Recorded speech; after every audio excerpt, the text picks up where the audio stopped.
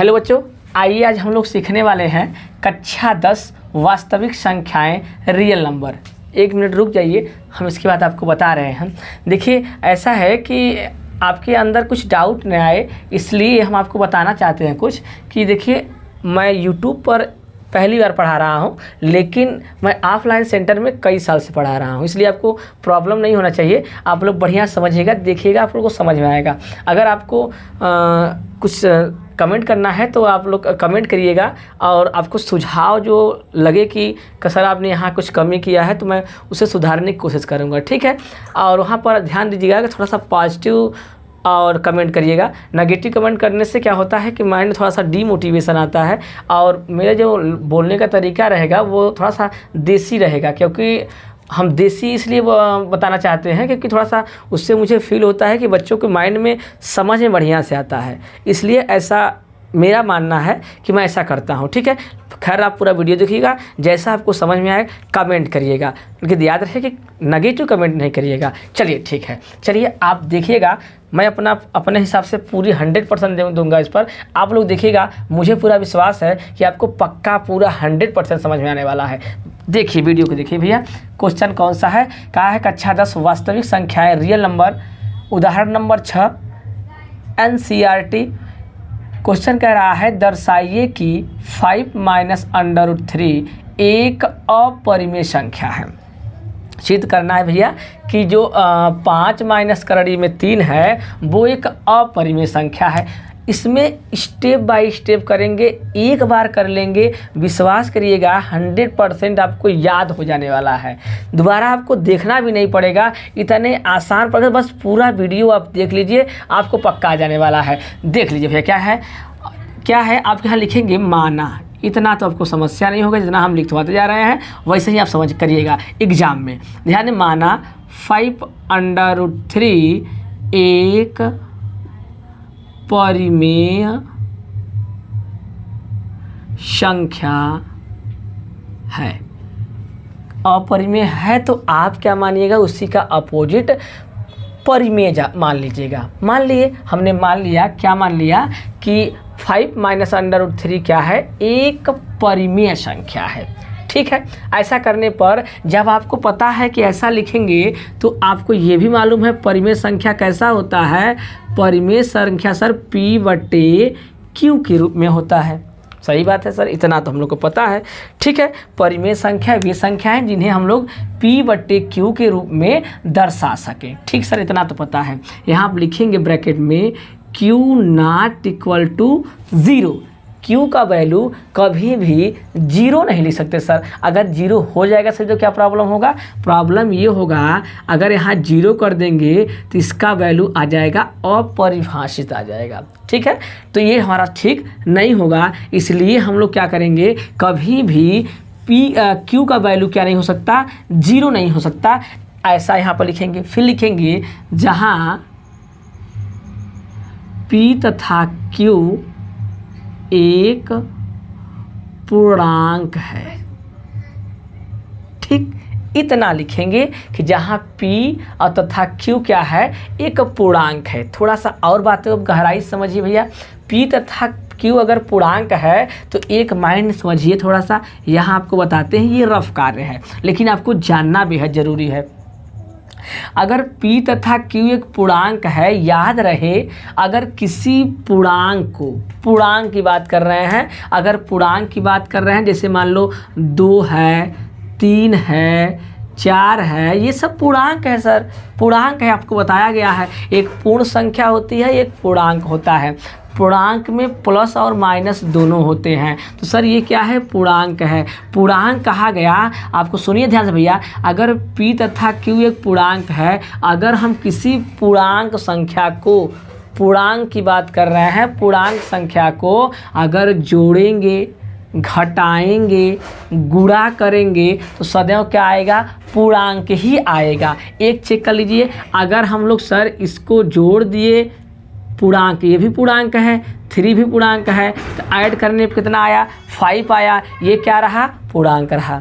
Sir इसका गुणा अगर करना हो ये मान लो 2 ले लिए, ये दोनों पूर्णांक हैं, गुणा कर दिए तो 10 आ गया। ये भी हमारा क्या आया, पूर्णांक आया। हमने कहा कोई पूर्णांक को चाहे जोड़ो, चाहे घटाओ, चाहे गुणा करो, सब क्या आएंगे, पूर्णांक आएंगे। लेकिन एक बात ध्यान दीजिएगा, अगर कोई पूर्णांक संख्या है, अगर पूर्णांक संख्या को भाग देंगे तो क्या आएगा, वो परिमेय संख्या के रूप में आएगा। ये इतना बात याद रखिए भैया, इतना आपको याद रखना चाहिए, इतना आपको आना चाहिए। समझ में आपको आया होगा कि अगर सर जी फिर से बार सुन लीजिए बढ़िया से, अगर कोई पूर्णांक को जोड़ेंगे, कोई पूर्णांक को जोड़ेंगे, घटाएंगे, गुणा करेंगे, सदैव क्या प्राप्त होने वाला है, पूर्णांक प्राप्त होगा। और यदि किसी पूर्णांक का हम लोग भाग देंगे तो क्या प्राप्त होगा, परिमेय प्राप्त होगा,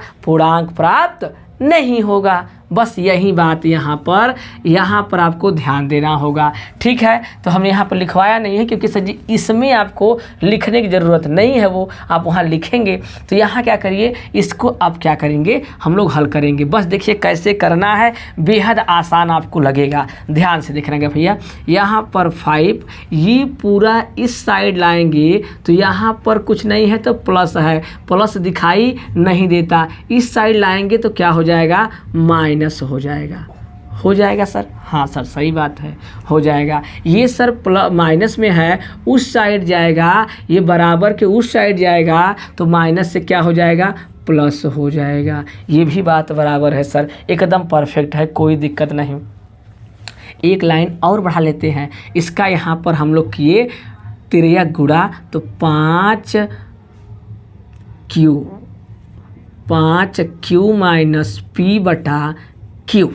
ठीक है, इसका गुणा यहाँ कर लिए, इसका गुणा यहाँ, नीचे गुणा नीचे में, बराबर करड़ी में 3। इससे हमने मान लिया समीकरण नंबर फर्स्ट मान लिया। क्या मान लिया भैया, समीकरण नंबर फर्स्ट मान लिया। बस इतना ही करना है। अब सिर्फ यहाँ सिर्फ क्या करना है, लिखना है, आपको समझकर लिखना है। कैसे करेंगे ध्यान दीजिएगा, यही पॉइंट बना है।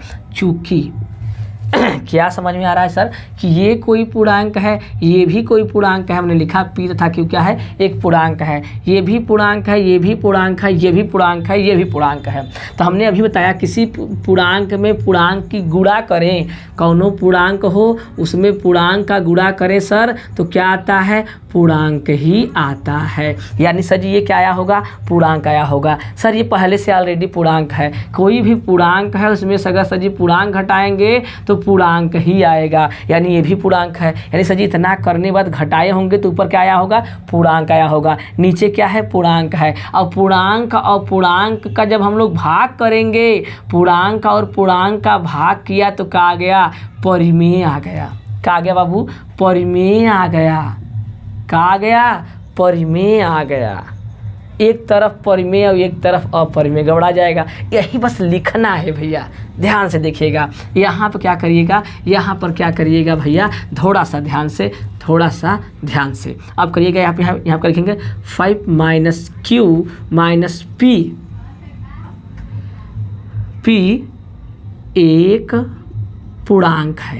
हाँ भाई सर अभी तो है, हमने सीखा, वहाँ पर समझा, एकदम ध्यान से, ध्यान पूर्वक समझा है कि सर ये भी पूर्णांक है, ये भी पूर्णांक है, और माइनस करके ये भी पूर्णांक है तो गुणा करेंगे और फिर घटाएंगे तो क्या आएगा, पूर्णांक ही आएगा। वही बात हमने लिखा कि 5q माइनस p एक क्या है, पूर्णांक है, तथा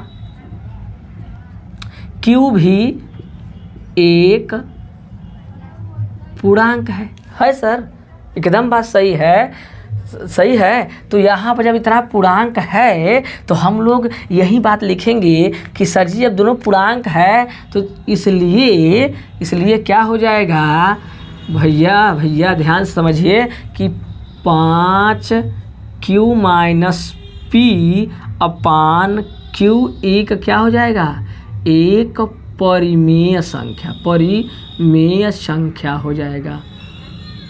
बात समझ में आ गया होगा भैया। इस तरह यह पूर्णांक का जब भाग देंगे तो क्या बन जाएगा, परिमेय संख्या। ठीक है, तो यहाँ लिखेंगे समीकरण 1 से, समीकरण 1 से। 1 में हमने क्या देखा, हमने ये देखा सर कि ये अभी हमने ये दिखा दिया कि ये परिमेय हो गया, इतना क्या लिख दिया, यह क्या है P5Q माइनस P/Q एक परिमेय संख्या है। जब परिमेय संख्या समीकरण में क्या बोल रहा है 5Q माइनस P/Q बराबर √3। ये तो परिमेय, और ये क्या जो कि ये क्या है करड़ी में 3 क्या है, 3 क्या है जो कि एक अपरिमेय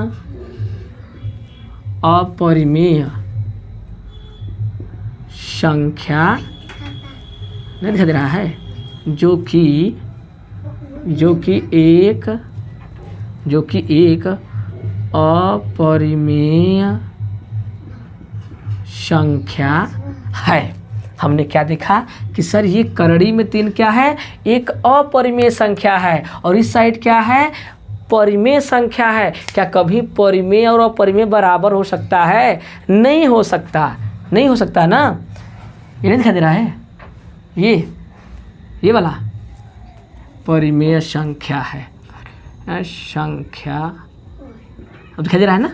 ठीक, एक परिमेय संख्या और एक अपरिमेय संख्या दिखाई दे बराबर हो सकता है? नहीं हो सकता ना। जब ऐसा नहीं हो सकता तो वही अब थोड़ा सा लिख देना है, बस काम खत्म। क्या लिखेंगे, अतः यह हमारी संकल्पना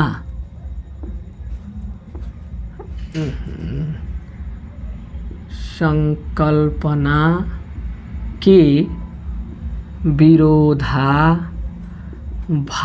है। अतः यह क्या है, ये भी लिखते हैं, अतः यह एक अपरिमेय संख्या है। ठीक है, समझ में आएगा भैया। देख लीजिए आप, बढ़िया देख लीजिए, हम साइड हो जा रहे हैं, और जिसको स्क्रीनशॉट लेना है स्क्रीनशॉट ले लीजिए। चलिए अब आप डिसीजन लीजिएगा कि आपको क्वेश्चन कैसा लगा, बढ़िया लगा कि नहीं लगा। यहाँ पर क्या करिएगा आप लोग, एक पॉजिटिव सा कमेंट देंगे। आप लोग जो सुझाव देना होगा सुझाव दे सकते हैं। चलिए मिलते हैं नेक्स्ट वीडियो में, तब तक हंसते रहिए, मुस्कुराते रहिए। जय हिंद, जय भारत।